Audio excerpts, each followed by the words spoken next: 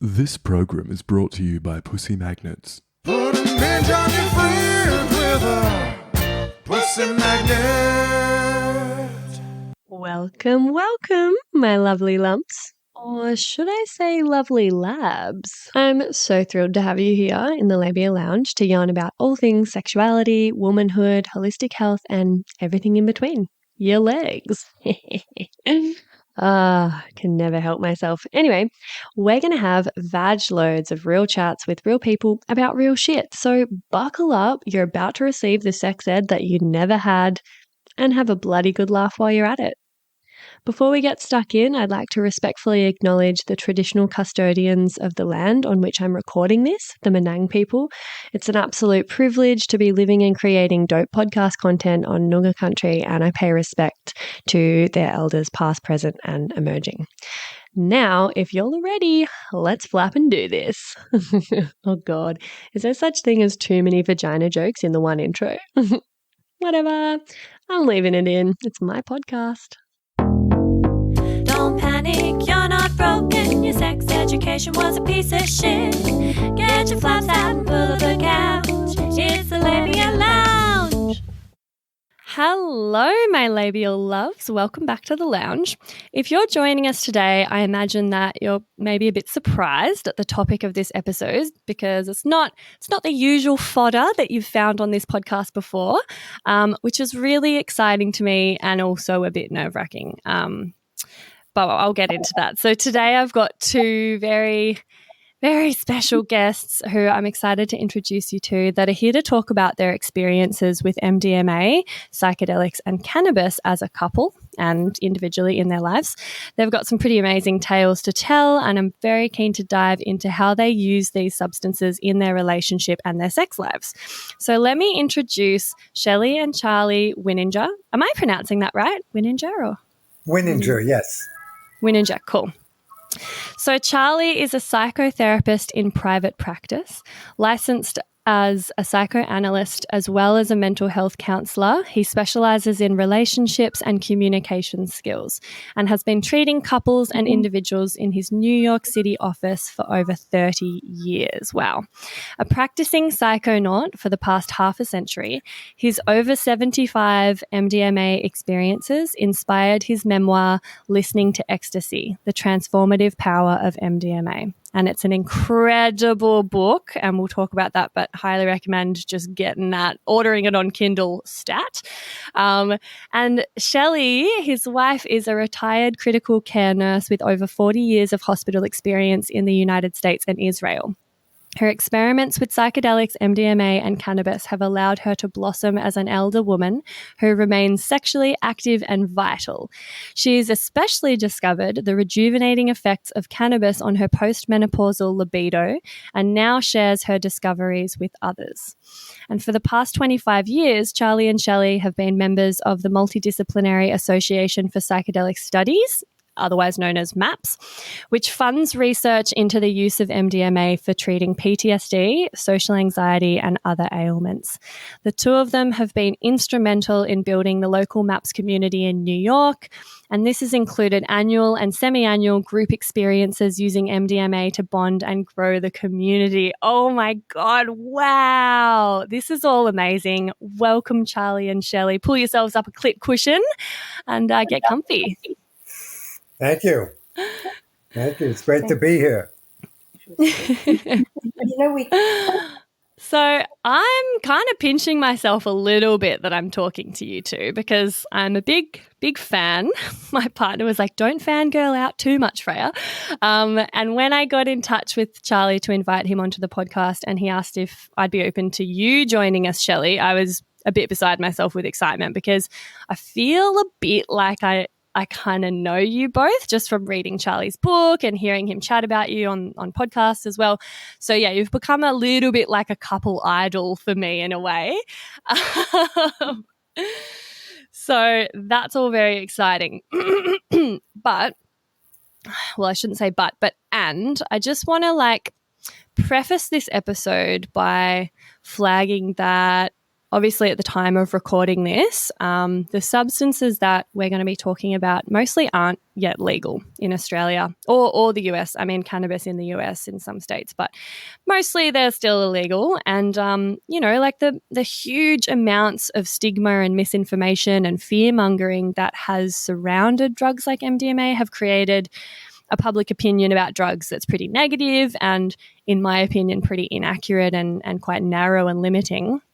But this means that I've been feeling, like some apprehension about covering this topic, because a part of me is worried that it'll detract from my credibility or my legitimacy as a professional in the eyes of maybe those who aren't as educated on the modern science around these substances and who still harbour a lot of judgment and fear and assumptions around drugs. So I've been a bit worried that, being someone who's already playing on the fringes by massaging vaginas and coaching people on sex for a living, I know that to add to this like another taboo, another stigmatized proclivity like partaking in illegal drugs could be just like too much for some people. So part of me is a little bit scared about that, that this might change how people view me or like turn people off my work. But then on the other hand, it's just more important to me to spread awareness and get information out there about topics like this that I'm passionate about and that are potentially life-changing for people. And, my MO on this podcast is just smashing through the stigma and the taboo and shining a light on the shit that people aren't talking about. So in the end, I felt it'd be inauthentic of me to avoid talking about this because it has been a huge part of my own healing and self-growth journey. And the science is now there to back up my experience if people are actually open to learning about it. So just had to, I know that was very long-winded, but I had to give a little bit of background because I've wanted to get you guys on the podcast since I started it about a year ago, but I have just like held off in order to establish the potty and build up enough rapport and credibility with my listeners, so that I'm hoping at this stage they're not just going to write me off as a junkie and throw the baby out with the bathwater. But anyway, you can't cater to everyone. And I'm really thrilled to be educating and opening people's minds with you two here today. So thanks for being here to broach this brand new territory with me on the podcast. Yeah, thank you. And, I really appreciate what you're doing there. It's brave of you to have us on. Because we are, even though we're both senior citizens in our 70s, we're fairly controversial people.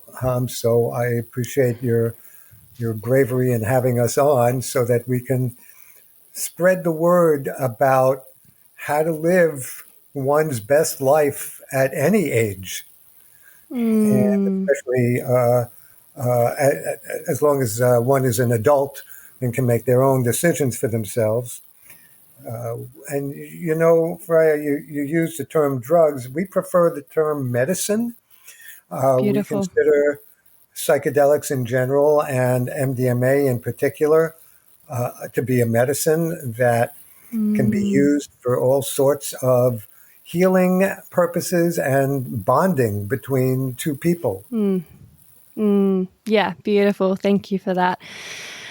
I also like to call them medicines and drugs. It doesn't feel right, does it? It has quite almost sort of, it's got quite clinical and perhaps negative connotations. So thanks for that.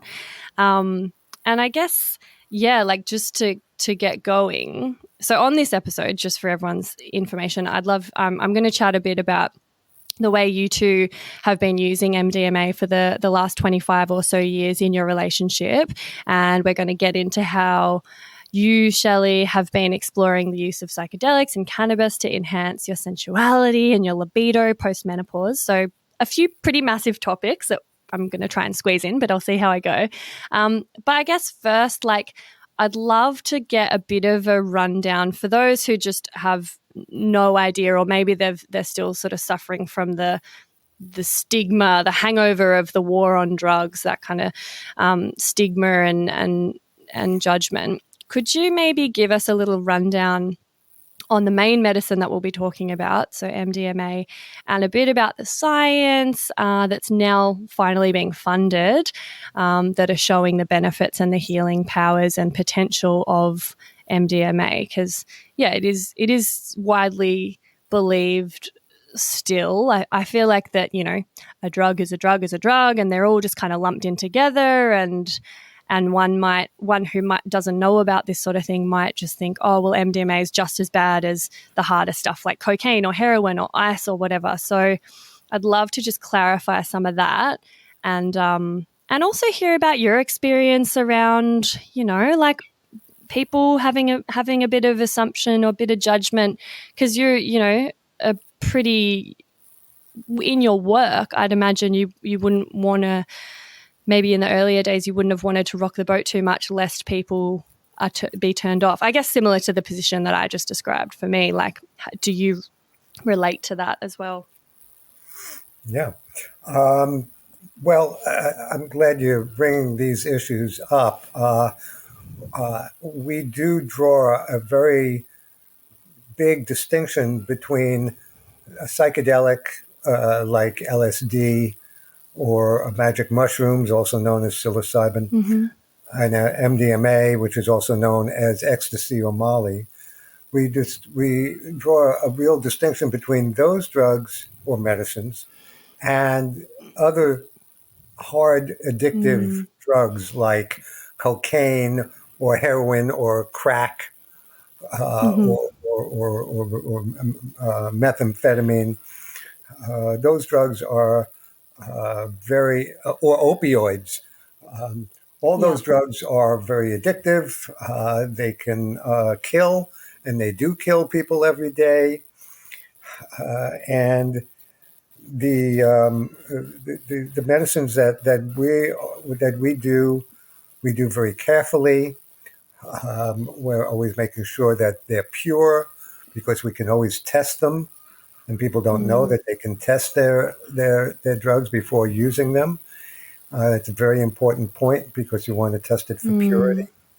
And so we're very, very careful. Safety first is our motto, and so we only use pure MDMA. We make sure it's tested. We have a scale to measure it out to the milligram. We use it judiciously. We don't use it more than 4 or 5 or maybe 6 times a year. And we found that when and only when you use a medicine like this the right way, it can enhance and deepen the bond between two people. And we found this in the not only in our own relationship, but other relationships of people that we've met over the years, which is many, many people here in the New York area. And it can enhance the relationship and give it a whole other level of pleasure and intimacy and depth and joy. And, some people consider what we do to be recreational drug use. We prefer the term celebrational, because that's what we're doing. We're using a medicine like MDMA to celebrate our love and make it even better. So it's like icing on our cake. Beautiful.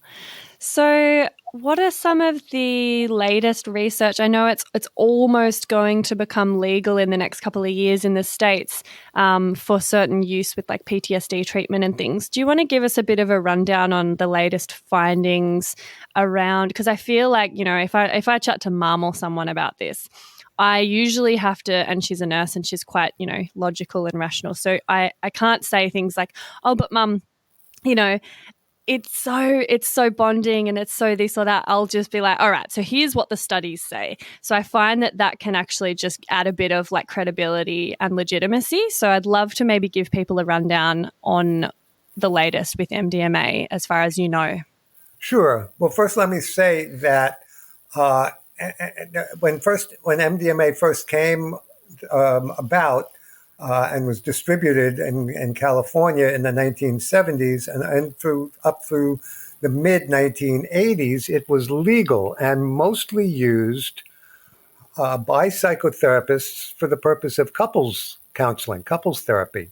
Wow. They would give it. They'd give these two tablets to their couples and say, "You go home and you do this.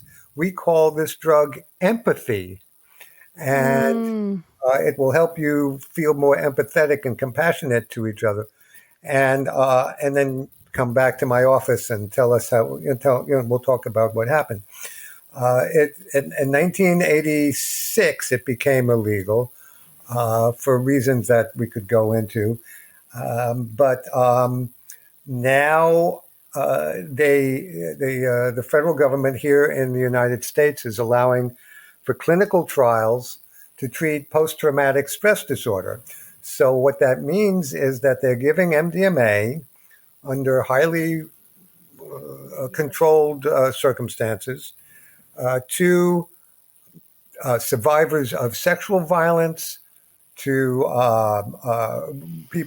soldiers back from the war in Iraq who have been severely traumatized. And they're finding that with about 3 sessions of MDMA interspersed with several sessions of regular talk therapy, these people no longer meet the qualifications for PTSD. Their PTSD for over 2/3 of them disappears permanently. At least that's what they're finding so far. So, of course, these are significant and exciting developments. And if the trials keep going the way they're expected to go, MDMA will once again be a legal prescription medication by the end of next year. Wow. Oh, wow. Incredible. Thanks for that. So you kind of alluded to some of the reasons why they became illegal. That could be a whole podcast on its own, but maybe just, I'd love to hear your 2 cents on what went down around that time, that war on drugs sort of time, where all of those substances became illegal and there was a bit of a campaign to smear them. Yes. It's just like in the 1960s with LSD, when there was a sensationalism and, people jumping out of buildings and they were saying they did research that it damaged chromosomes. Well, all that turned out to be foolish. And first of all, LSD doesn't damage chromosomes. And yes, there might have been a couple of people who jumped out of windows, but there were millions of people who did not. And same with MDMA. There was talk about, it burns off spinal fluid. It destroys brain cells. And what they found, those studies, they would give mice. They found that they came to those conclusions because they would give mice 100 or 200 times the normal dose of MDMA, and it would destroy the mice's brain cells. So again, one study, they weren't even using MDMA. One study, they had to retract. They were actually using methamphetamine instead of MDMA. So there was a lot of sensationalism, and what happens when the sensational story gets in the press and everyone gets it in their head of, oh my God, this is dangerous. Oh my God, the kids are going to die. It's hard to get that impression out of the minds of people with subsequent research that shows that was all bunk. So that's what happened with MDMA in the 1980s. And there were sensationalized stories. And then the parents started talking to the people in Congress, and then the Congress people the politicians wanted to, so they moved to make it illegal, and that's what happened. Yeah, thank you. I'd very highly recommend, if anyone hasn't seen it, there's a series on Netflix called How to Change Your Mind, and it gives you a bit of a rundown on some of that, the history with that. So just also to debunk another myth around the risks of MDMA and psychedelics, it's, what are your thoughts on that? Because I feel like there's so much fear mongering, and actually when you look at the facts, like alcohol is far more toxic, and a lot of these prescription pharmaceuticals are far more dangerous, and the statistics show that they kill far more people. Like, what are the, where does it measure up in terms of like risks? Well, when we're talking about pure MDMA, when used correctly, it's very safe. Certainly, even though there's a lot of impure MDMA people out there, and sometimes it's mixed with other drugs, and certainly some people abuse it. They take too much. They mix it with alcohol, etc., which you shouldn't do. So that does happen. But even then, the number of people who end up in the emergency room in the hospital from MDMA is a fraction of the people who end up from an opioid overdose or alcohol. Yeah. So it's really much safer than those other substances. But I do want to emphasize that first of all, this is not for everyone. Just like drinking is not for everyone. Some people can't drink and shouldn't drink. MDMA is not for everyone, and it should only be used in the right way. And if you don't know what you're doing, please don't use it.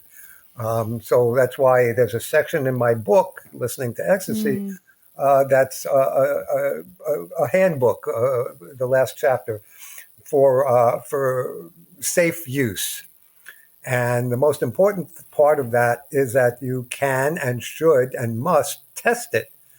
You should test it before you buy it, and you certainly should test it before you use it. And to do that, you can do that by sending away for a testing kit, which is not too expensive and is legal.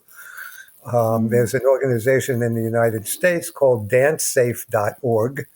DanceSafe, just like it sounds, .org, where you can go online and order a testing kit. And you can test it for fentanyl, you can test it for all these other substances. You only use it when it's pure. If you use it when it's pure and you have a scale so you can measure it out and you know exactly how much you're taking, and you limit your first dose to the standard dose, which is 120 milligrams, you should be fine as long as you don't mix it with other substances, and as long as you're not pregnant, and you don't have, if you're not bipolar, and if you don't have a heart condition. Those are the major factors that might rule it out. So basically, when you're at raves or parties and people come over and want to sell you stuff, you have no clue what's in those pills. Right. So you really have to be careful. You're taking a chance. That's right. So super important. We only use pure MDMA. And because of that, and because we followed the safety, we're in our 70s. We've done MDMA about 5 or 6 times a year for the past 18 years ago or so. We've done it between 75 and 80 times, and we're fine. We've never had a bad trip. We've never had a bad, what we call it, a roll. Never had a bad experience. Never had what some people call the Tuesday blues, which is some people feel down a few days afterwards.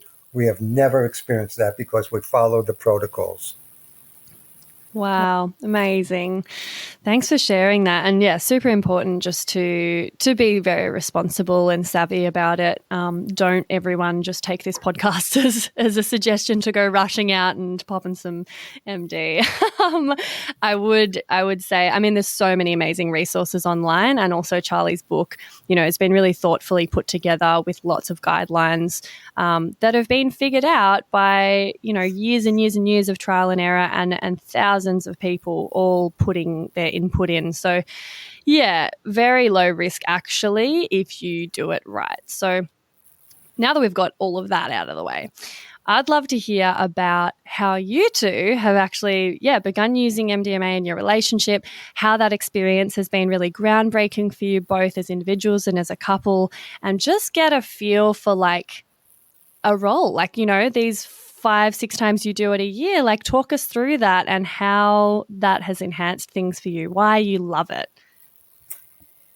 Well, there's all our roles have included going to beautiful parks, to botanical gardens, to parties, to New Year's Eve at a concert, to being with 12 people, 10 people, 45 people. 45 people. Doing it like in a park together.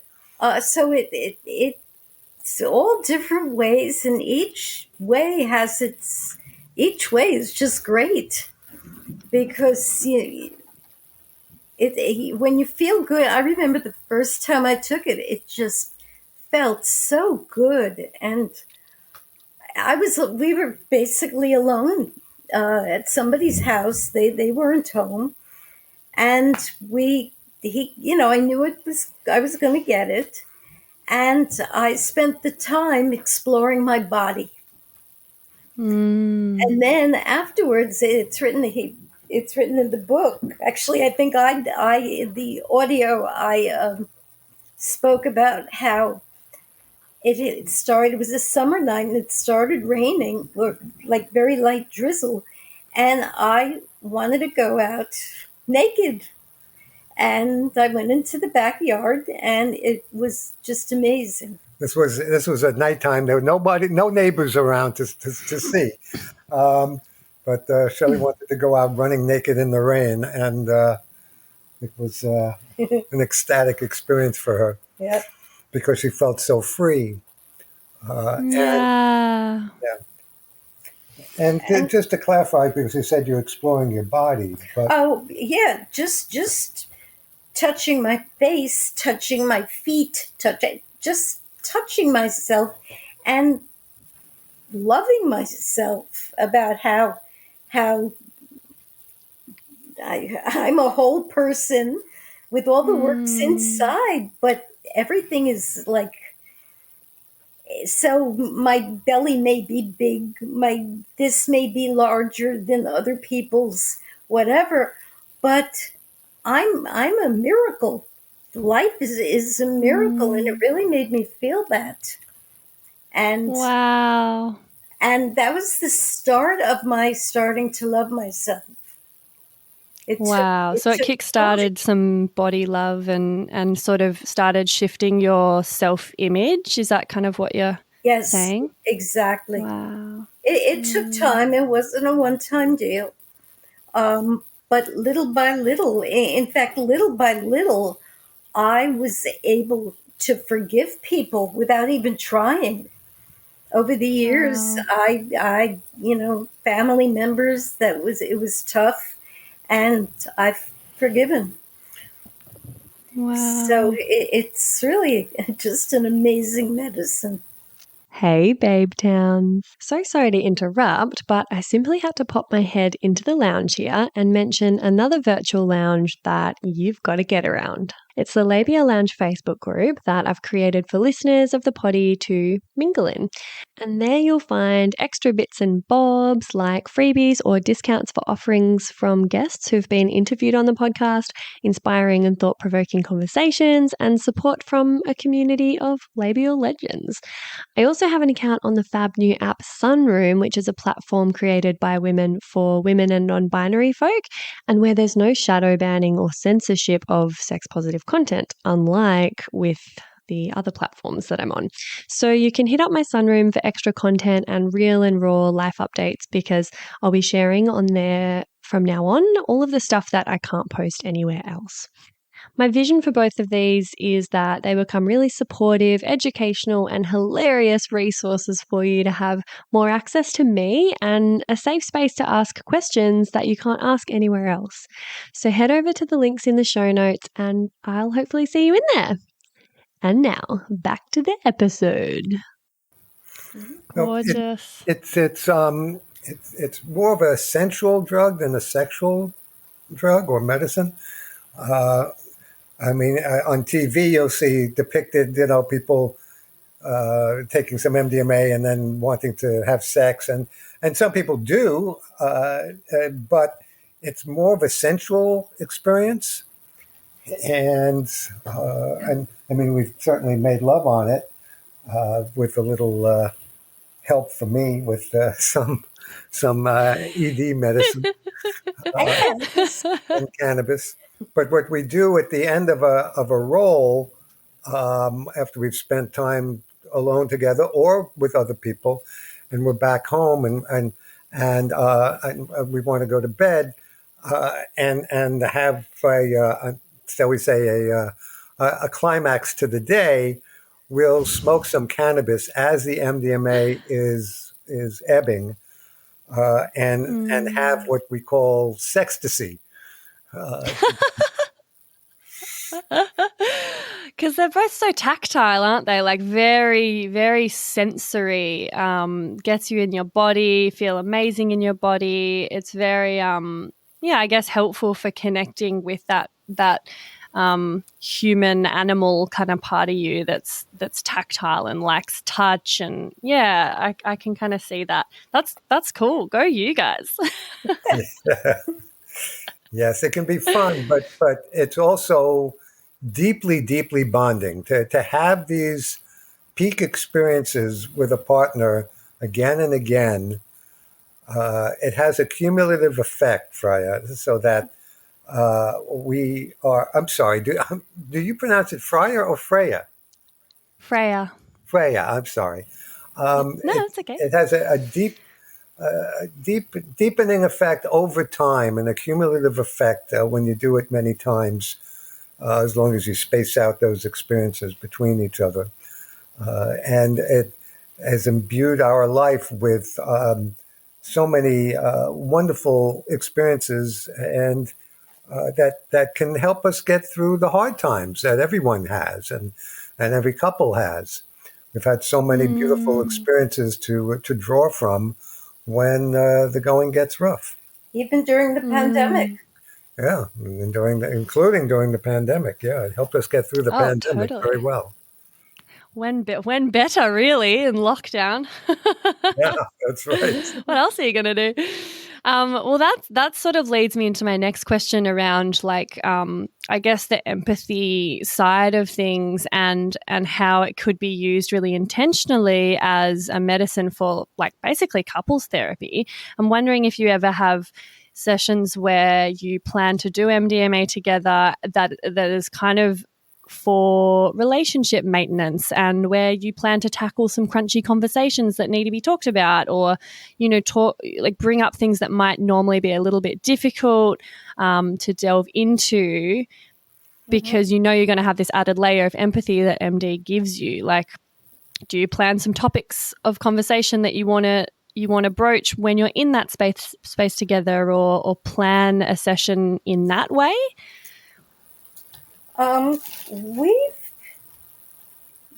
We're blessed in that we don't have too many real crunchy issues to handle.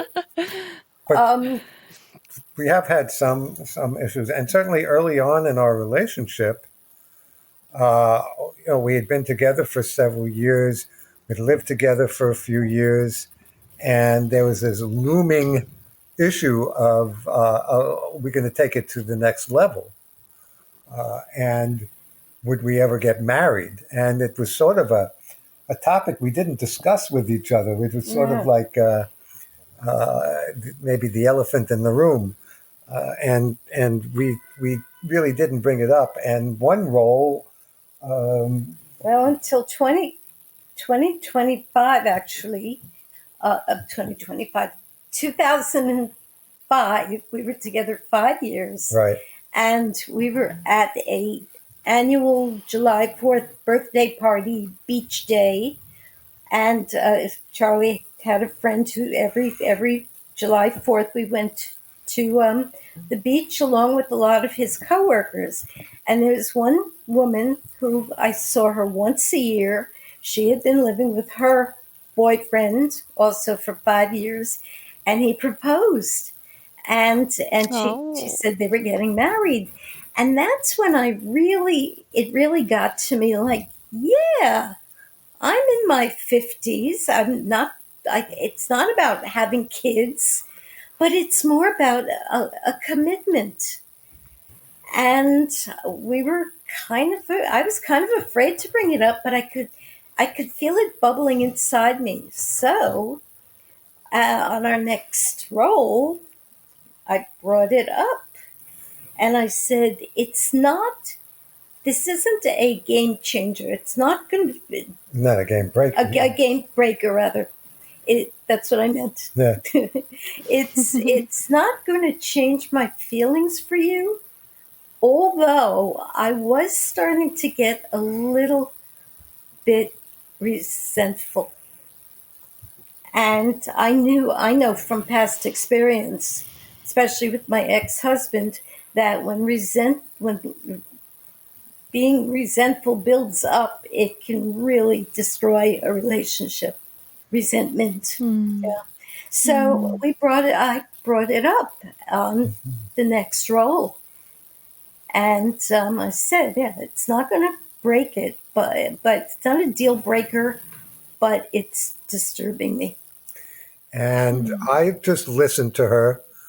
I didn't want to say anything, but as she was speaking, and of course we were both high on MDMA, and I was looking at her, and she was expressing some resentment about that. We've never brought it up. I've never brought it up, and she's feeling like she misses that extra level of commitment. And I was looking at her and noticed that I am so in love with this woman. And it made me realize, like, I just want to get as close to her as I can. And so I decided there and then, silently to myself, I'm going to propose to her. And I didn't tell her right then. And I waited until I was sober. And and this is all detailed in the book, but I concocted quite an elaborate proposal to her on our next the 5-year anniversary of our first date. I had her meet me in the city, and we walked to Times Square, and I proposed to her on a big, huge billboard. Electronic billboard overlooking Times Square with a big photo of us saying, "Will you marry me?" And don't forget the flash mob. Well, practically. So it was quite an experience, but it came to me, really, all that inspiration came to me during that role on MDMA. But because we were on MDMA, Shelley felt safe enough, because it does, the medicine floods your body with your own serotonin. It releases serotonin in the body and oxytocin and all those feel-good chemicals. So she felt safe enough to bring up this issue that had been bothering her, that she felt resentment about. And so she could feel free enough and safe enough to say it, and I could feel open enough to hear it without getting defensive. And it shifted things between us. Yeah, beautiful. It's amazing what just that level of empathy can do when I guess it does put you in this position where you're actually receptive to hearing the other person and putting yourself in their shoes, because you're naturally so much more empathetic that you're feeling what they're feeling rather than immediately going on the defense. And then that's obviously a bit of a wall where they're sort of on a different team, and what they're trying to get through to you isn't getting through because you're already thinking like, what am I going to say back to this? Because I've got to defend myself. And yeah, it kind of makes me wonder, since like you're in the business of, you know, couples therapy and communication and relationships, like MDMA aside, or you can involve that in your answer if you like, but I'm wondering like what are some kind of ways that you like to help people or coach people on, you know, communicating better, more lovingly, creating a sense of connection and safety within a relationship, and helping that side of things in a relationship? Because I feel like communication is such a big one that a lot of people struggle with. And then even if you have the best intentions and you're both like, neither of you are wrong in a situation, it can then pit you against one another and make it really difficult to actually get anywhere. So yeah, I'd love to hear your thoughts on that and what your favorite strategies are for that. Now, you're talking about sober strategies? Well, either. You can go into either, or maybe there's some overlap. Well, I mean, certainly, I'm a psychotherapist, and half my practice is couples. Do a lot of couples counseling, sober, where everyone in the room is sober. And I do emphasize communication skills. And, you know, the key to communication is not speaking clearly, because most people can speak and express themselves pretty clearly. Not everyone, but most people can. The real key to communication is listening and receiving your partner as they speak, and using your abilities to empathize as best as possible, and to really try to understand what it's like being in your partner's shoes, your partner who is telling you that they are upset with you, or sad about something, or scared about something, or angry about something, and to be able to listen is not easy sometimes. It can be scary to be vulnerable enough to really try to understand what it's like being in your partner's shoes. But that's the key. And using the medicine, they say that people can do a year's worth of couples counseling in a day with MDMA. That's how it was originally used back in the 70s. And there's a lot of underground work now being done, where couples are going to underground therapists and using MDMA, because it can help somebody develop the skill of empathy and compassion. Do you find that after you've had a role, I know you sort of mentioned earlier that it's cumulative, but do you feel like, you know, in the days or weeks after that experience where you've had so much empathy and you've really been vulnerable with one another and you've shared things and put yourselves in one another's shoes, that actually lingers and it's easier for you to access that space of empathy and connection afterwards, even once you're sober? What people report after they've had an MDMA session with their partner, with the help of an underground couples therapist, is that certainly during that day they're very open and have this real physical, palpable feeling of not only love but empathy, but that it does seem to have after effects that go on for days and months and even longer, that people report that, we're getting along better now, and it all really stemmed back to that session we had on MDMA 6 months ago or a year ago. I've heard that from couples many times. So it does seem to have a lasting effect. But often what couples will need is more than one such session. Yeah, okay. Beautiful. Well, I'd love to slot in the segment "Get Pregnant and Die" now, and ask you for a story about how your sex education failed you. Maybe something you would have liked to have learnt more about. I'll play you the little jingle for this segment to get you in the zone, and then you can give me a story. Don't have sex, because you will get pregnant and die. Don't have sex in the missionary position. Don't have sex standing up. Just don't do it. Promise?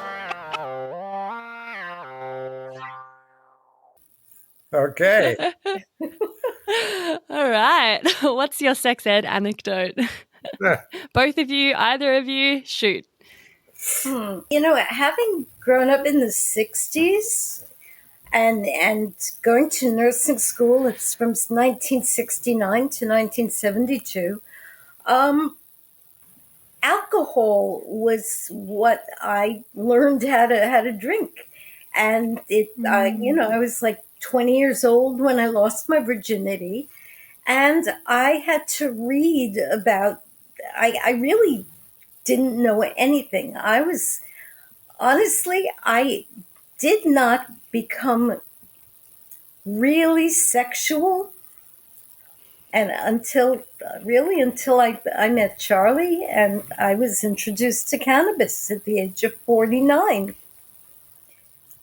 Wow. I wish I had done it. I mean, I tried it a few times back in the day, but nothing. The only thing that was sexual related was I met this guy at a gym, and he thank God he lived right near my parents where I was living. And I went to his house, which was a big mistake, but I smoked a little bit of pot, and I had never felt like that before. I almost felt like I had no control. And then when he showed me a picture of himself naked, I'm like, okay, I was a nice Jewish girl, okay? I didn't know from things like this. So I went running home to where my parents were and never told them, and realized, okay, I have to be real careful. But all the years when back in the early 70s when there was free love, that I participated in, but it was never satisfactory. It was more about the guy, and it really, I didn't come into my own really until I met Charley. And when I started going through menopause, we didn't know how much cannabis was going to play such a huge part. When we first met, we were like making love like two bunnies all the time. We were hot for each other, and that went on for a couple of years. But then Shelley became premenopausal and then menopausal, and her libido really took a dive. And we both grew kind of sad about like, oh my, maybe this is the end of a hot sex life between the two of us. But it was only the beginning.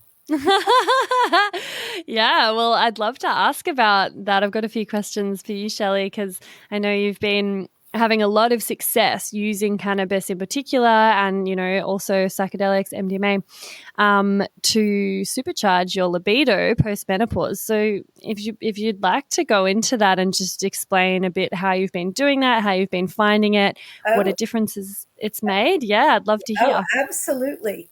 Excuse the interruption, my loves, but I'm shamelessly seeking reviews and 5-star ratings for the potty because, as I'm sure you've noticed by now, it's pretty fab. And the more people who get to hear it, the more people it can help. Reviews and ratings help me curry favour with the algorithmic gods and get suggested to other listeners to check out. Plus, they make me feel really good and appreciated as I continue to pour my heart and soul into creating this baby for you. And I promise I don't mazz over them or anything. I mostly just tuck them away for a rainy day when I'm filled with self-doubt and existential dread about being self-employed, which is fairly frequently. So you see, leaving a review really does make a difference, and it's an easy little act of support that you can take in just a minute or two by either going to Spotify and leaving 5 stars for the show, or writing a written review and leaving 5 stars over on Apple Podcasts. Choose your poison, or if you're a real overachiever, you could do both. Whoa now. If you are writing a review though, just be sure to only use G-rated words, because despite the fact that this is a podcast about sexuality, words like sex can be censored and your review won't actually show up. Lame. Anyway, oh, what was that? Oh, you're going to go do it right now while I wait. Okay. Yeah. No, that's a great idea. May as well just quickly click that 5-star button before we get on with it and, forget about it and get on with your day. I'm hearing them roll in. I'm hearing those 5 stars. Oh my God, I make myself cringe. Anyway, thank you much, Lee. You're a total gem, and I'll let you get back to the episode now. So, first I'll say every Saturday night is a date night. And over the years, I realized I cannot use a vape or a bud or smoke a joint anymore because I have problems with my vocal cords. So I can only do edibles. And I found through trial and error that if I took a strong enough dose of cannabis, that I would be pretty high and I can do things. I can have orgasms without even touching myself.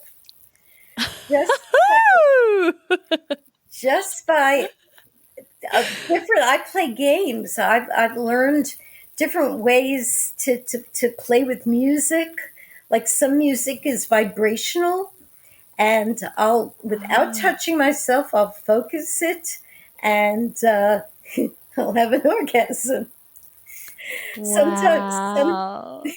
Sometimes she'll even have an orgasm with me. Uh-huh. Well, lucky you.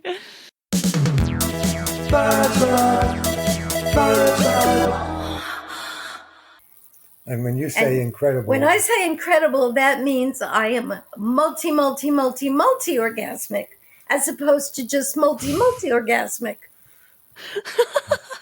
She's hotter than when I met her, when she was 49.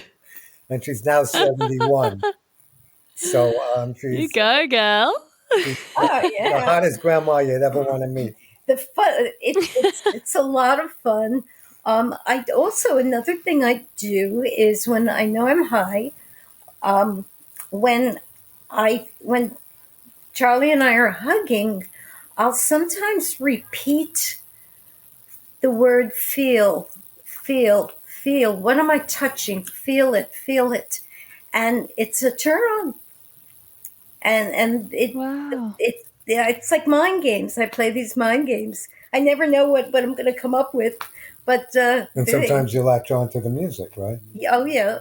Oh, right. The music. Sometimes, depending on what it is, what kind of music it is, we listen to a lot of... I guess you could call it trip hop or Boodle Lounge and down tempo stuff. Mostly just instrumental. Right. And I'll kind of picture myself like in a movie scene of some sort. It's depending on the music. And the music can just help you enter an entire other landscape.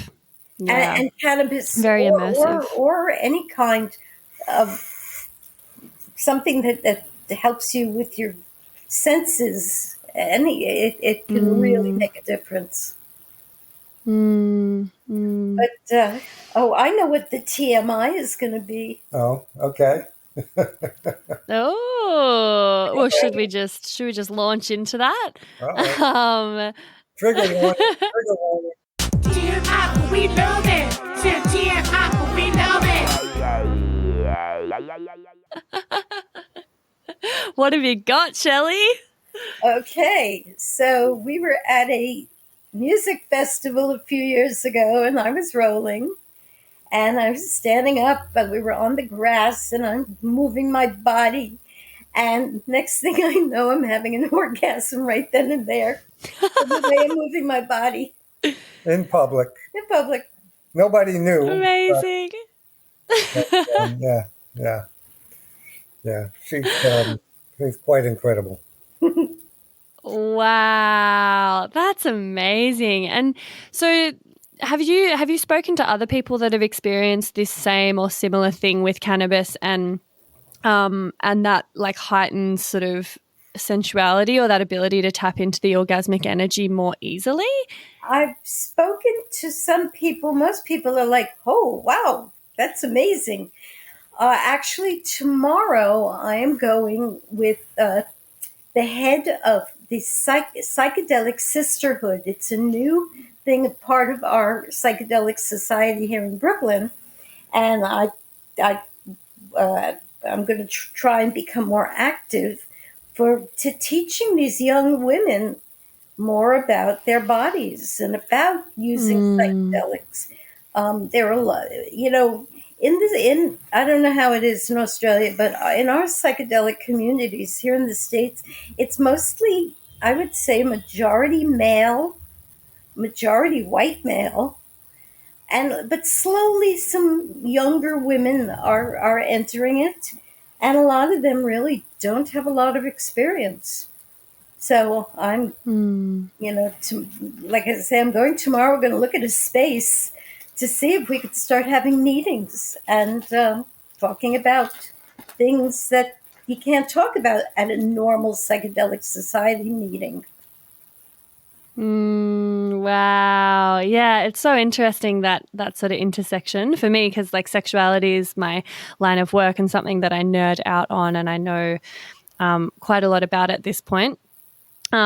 Just some of the most common things that clients come to me and complain of are like a struggle to be really present in their body, numbness and disconnect from their body, and then obviously self-esteem and body image issues. And all of those, I feel, and through experience, I can say that something so instrumental for me and for people I know that's been like amazing at helping me like look at myself and go, oh my God, why am I so critical? Like I'm beautiful, I'm a human, I'm, that empathy and that like just connection, it just beams out of your own eyes right back at you. Yep. And it's really cool to actually not necessarily just like waste that all on other people when you're high, but actually project it back towards yourself and within. And then you just see this like perfectly flawed, beautiful,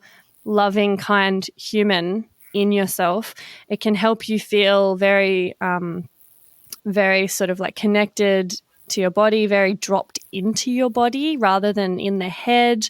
There's like lots of ways that it taps you into like the physical and the energetic that might not be accessible when your brain's running the show in day-to-day life. And so I have heard that from other people as well. Like it's super, super powerful as a tool, a therapeutic and medicinal tool at tapping us into this space within ourselves, this connection, and then from that place of connection to body and self-love and compassion, obviously sexual energy and sensuality is able to be expressed and to blossom and to flow and to unfold, and we have access to that. So it's really, really fucking cool to me that you're just like, yeah, I'm in my 70s, whatever, having like multiple orgasms just at the fucking smell of a rose, don't even need to touch myself, going to have one on the dance floor, what of it. I'm going to be looking at all of the grandmas at the doofs now with suspicion, being like, are you humming right now? Hey, I even had a group role with just women. And I'd love to do it again, just because women are, it's not like in other cultures or back in the day when women were their own tribe, so to speak. And that's what we're trying to do now Yeah. with this sisterhood, with this psychedelic sisterhood. Beautiful. Like an initiatory, sort of initiating them into womanhood, into their bodies, into their sensual energy and their feminine energy. Like, I think it's so important because we just don't have those sort of rites of passage, and we are so disconnected from our bodies and our femininity because of this sort of fast-paced, very yang, very masculine world that we live in, that really respects and gives power to like the head and the mind rather than the body. So that's really cool that you're doing that.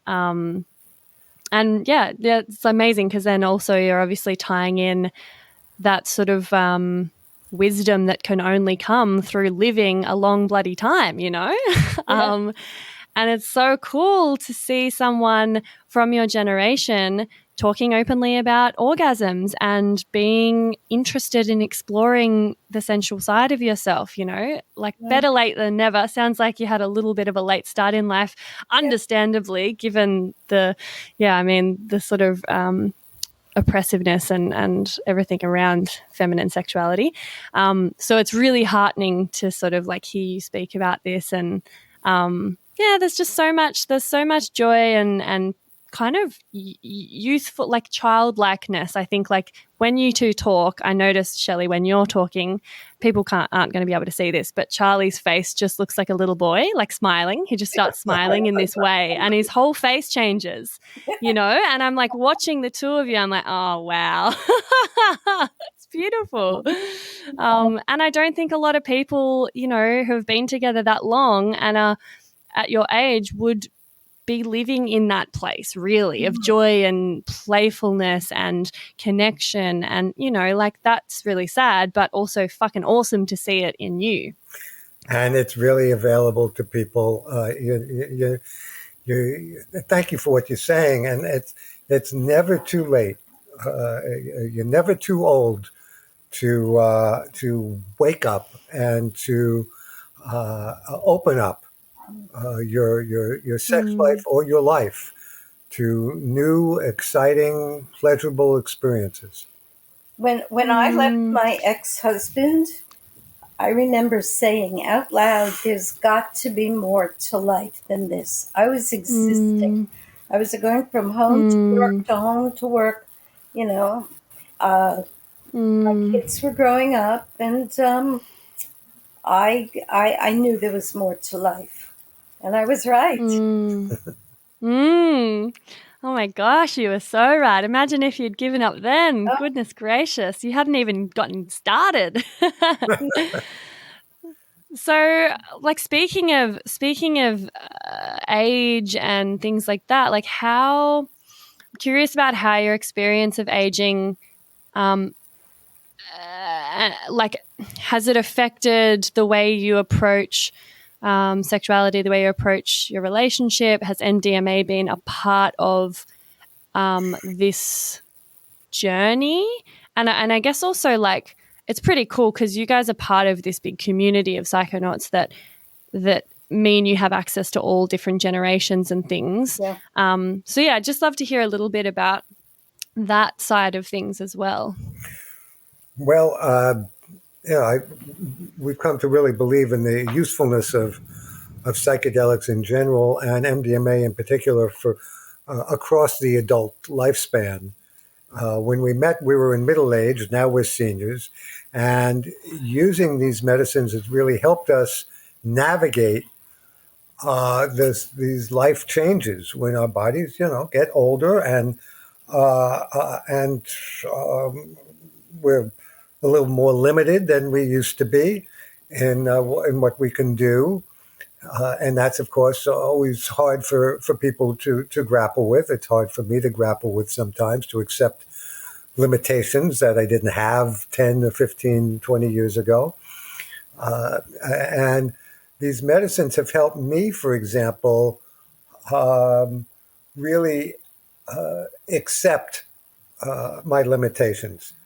And because my life is so good with this woman, and my life is so good with the judicious use of these medicines, that I know that on my deathbed, I won't have any regrets.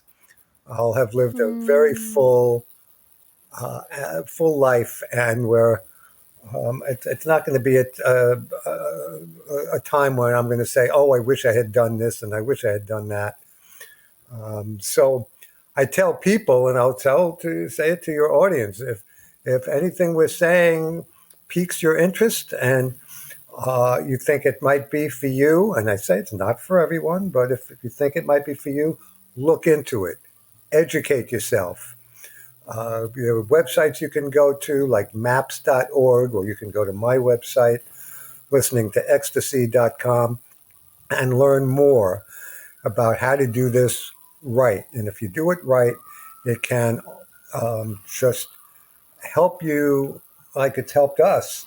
And life transitions can help. It can help one out of a rut. It can help one transition to a new stage of life, and help accept these changes. I liken getting high on a good medicine like MDMA to going up on a hot air balloon for the day above your life and looking out at the view. That's what it feels like. We'll get high, and it's like we're in a hot air balloon, looking out at our lives, getting a view of the big picture, where we've been, where we are, where we might want to go. It helps us envision where we might want to go and what we want to do, and the next place we want to travel to, and the next things we want to do, or reimagine our home and what we want it to look like, or anything we want to change. It helped you.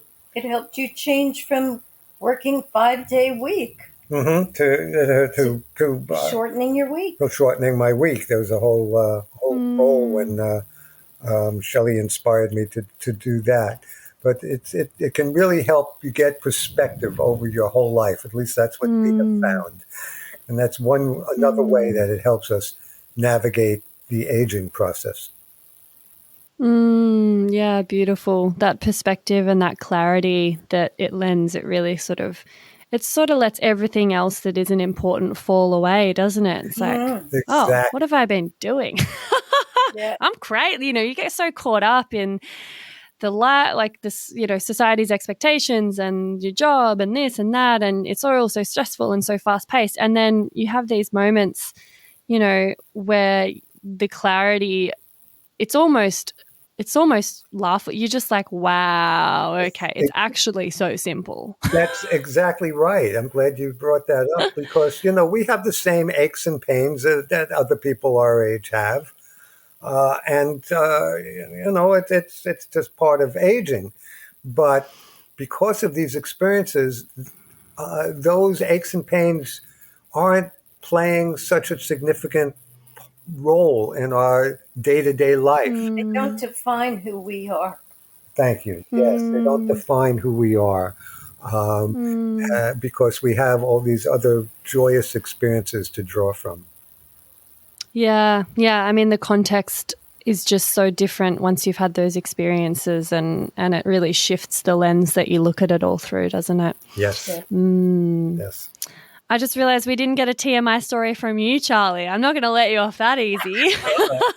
A TMI story from me? Yeah. Really? Okay. Well, if you can think of anything. Well, sure. I mean, Hey, me again. If you'd like to support the potty and you've already given it 5 stars on whatever platform you're listening on, I want to mention that you can buy some really dope merch from the website and get yourself a Labia Lounge tote, tee, togs. Yep, you heard that right. I even have Labia Lounge bathers. Or a cute fanny pack if that'd blow your hair back. So if fashion isn't your passion, though, you can donate to my Buy Me a Coffee donation page, which is actually called Buy Me a Soy Chai Latte, because I'll be the first to admit I'm a bit of a Melbourne cafe tosser like that. And yes, that is my coffee order. You can do a once-off donation or an ongoing membership and sponsor me for as little as 3 fat ones a month. And I also have a Sunroom profile over on the Sunroom app, as I've mentioned. And I also offer one-on-one coaching and online courses that'll help you level up your sex life and relationship with yourself and others in a really big way. So every bit helps, because it ain't cheap to put out a sweet podcast into the world every week out of my own pocket. So I will be undyingly grateful if you support me and my biz financially in any of these ways. And if you like, I'll even give you a mental BJ with my mind from the lounge itself. Saucy. And I'll pop the links in the show notes. Thank you. Later. I alluded to it a little before in that partly because of my age and partly because of the effect of something like MDMA, it can be hard for humans of the male persuasion to perform sexually. So what I'll do is take a little pill, like a Cialis or Viagra, though these days it's Cialis, and that will solve the problem. And so I can get and stay erect for to make love, and it really makes a difference. That's another drug that enhances aging. Love that. Yeah, amazing.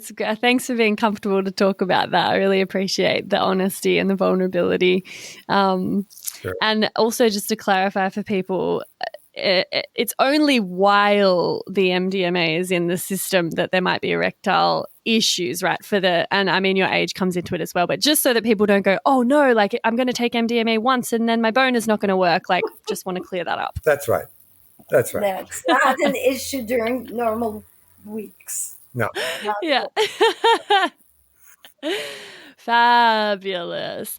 All right. Well, just before we wrap up, I was wondering if there's any glaringly obvious holes or gaps, things that I've missed that you'd like to make sure that we speak about or that you mention, any parting words you'd like to leave listeners with, anything we didn't cover that's really necessary to make sure, because it's obviously a massive topic. I don't want to, I want to do it justice. So is there anything else you feel a bit incomplete about? Well, yeah, we haven't talked too much about the emotional aspect. We find that MDMA can act like emotional superglue for a couple. It has for us and for other couples that we've known. Really helps us bond on a very deep and profound level. We're together 22 years now, and I've never been more in love, and I've never felt closer to another human being in my life, actually.